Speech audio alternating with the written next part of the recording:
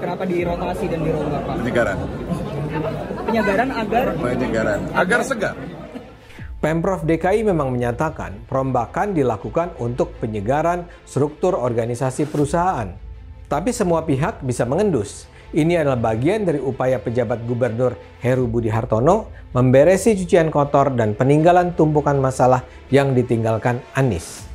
Mantap, Heru Budi rombak besar-besaran rotasi 796 pejabat Pemprov DKI. Cara bersih-bersih warisan Anies di Pemprov DKI Jakarta ditulis oleh tim redaksi jurnal dikutip dari berbagai sumber. Nah, tanpa disadari, apa yang dilakukan oleh beliau saat ini secara tidak langsung akan membongkar aib kepentingan Anies di Jakarta selama ini.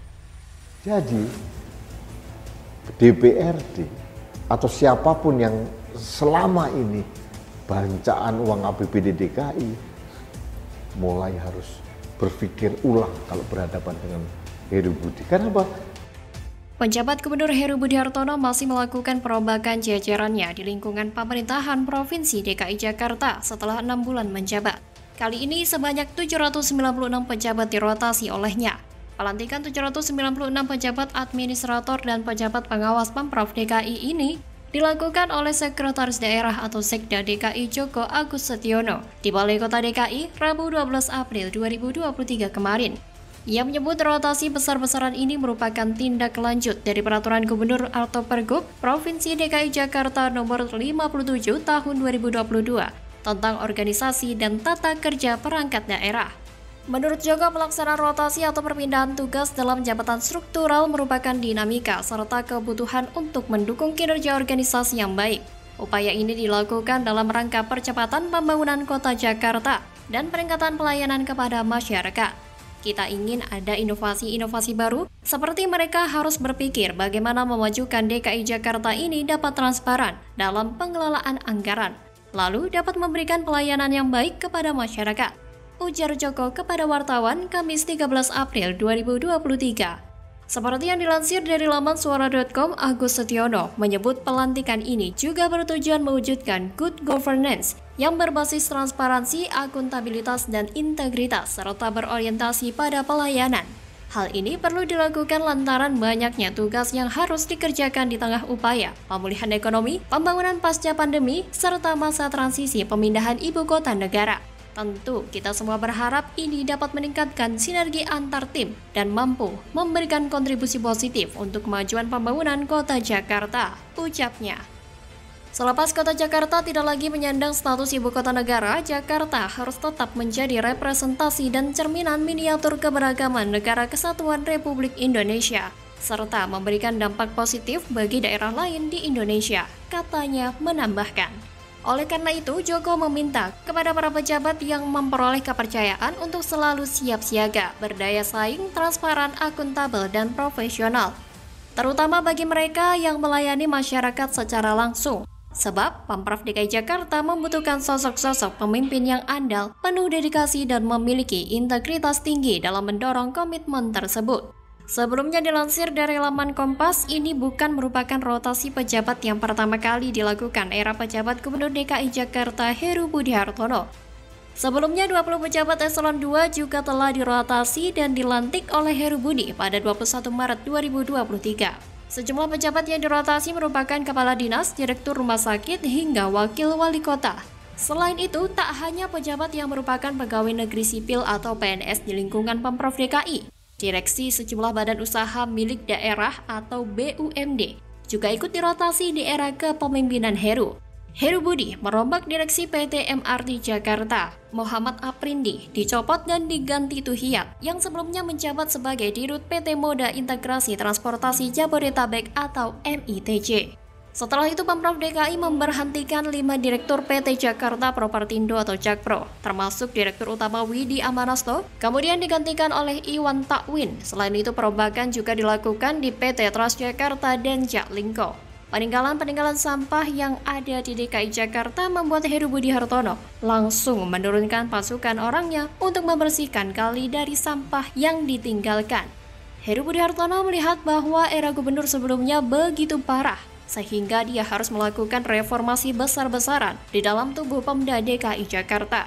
Jadi, saya menduga bahwa selama ini DKI Jakarta memiliki direktur utama yang kerjanya tidak terkait dengan kementerian dan juga pusat. Dan kita tahu bersama-sama bahwa Anies Baswedan ini merupakan sosok yang anti banget sama Jokowi. Maka dari itu saya berharap banget sama Bapak Heru Budi Hartono agar Jakarta bisa menjadi lebih layak untuk ditinggali. Jangan sampai ada orang-orang yang memiliki kepentingan tertentu untuk memperkaya pihak tertentu. Karena sejatinya, seorang pemimpin adalah pengayom masyarakat, bukan budak dari korporat ataupun budak dari pengusaha-pengusaha besar. Bagaimana kalau menurut Anda? Ya, mau berapapun keuntungan Nasdem dengan membakal capreskan Anies ini, saya meyakini nggak sepadan dengan resiko saat ini yang dihadapi oleh Nasdem. Mulai dari ancaman tergusur dari partai koalisi, kena reshuffle, surveinya anjlok, kader senior pada keluar, terbelahnya dukungan para militan, sampai pengurus DPP-nya jadi bulan-bulanan netizen. Dihantam isu hengkang besar-besaran, efek besar mendukung Anies, momen Nasdem Riau kehilangan sosok figur yang membawa generasi milenial. Ditulis oleh tim redaksi jurnal, dikutip dari berbagai sumber. Ya karena setelah Nasdem mendeklarasikan Anies sebagai capresnya, secara survei ternyata malah semakin turun. Jadi menurut saya Nasdem tidak bisa terlalu overconfidence gitu. Setelah ditinggal Sekwil DPW Riau, Johnny Charles yang menyatakan mundur dari jabatannya, sekaligus mundur sebagai Bacalek DPR RI Riau 1. Para bacalek Nasdem potensial juga dikabarkan mundur. Keputusan Nasdem yang secara terbuka mengusung Anies menjadi Capres 2024 memang sedikit mengejutkan. Sebab secara mazhab politik Anies sangat berbeda dengan pemerintah, bahkan mau tidak mau, suka atau tidak suka.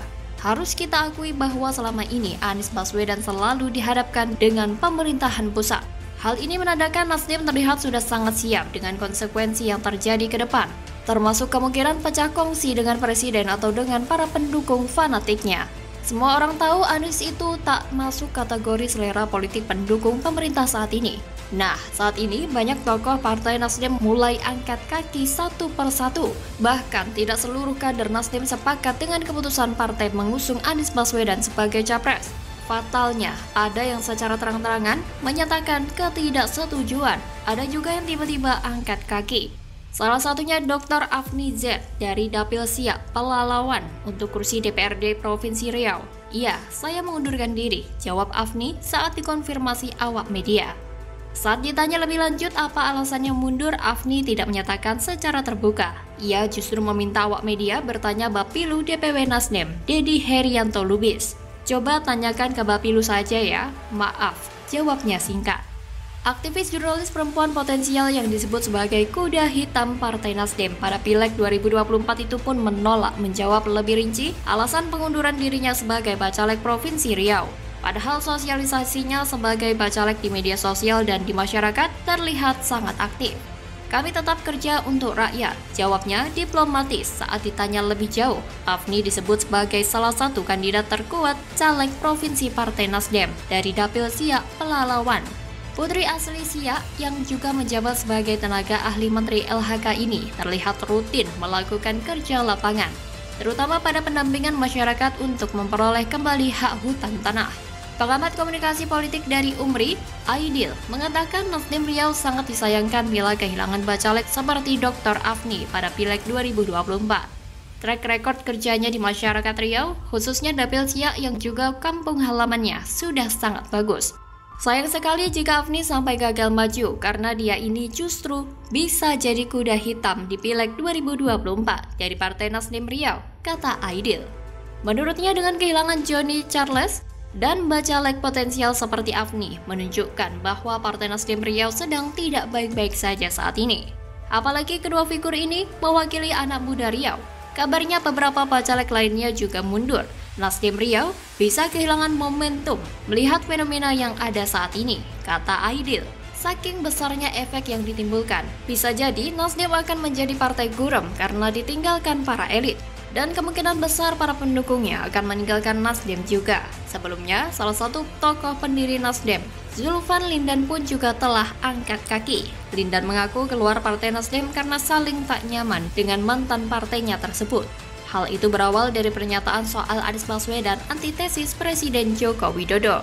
Nasdem secara perlahan akan ditinggalkan oleh pendukung fanatiknya.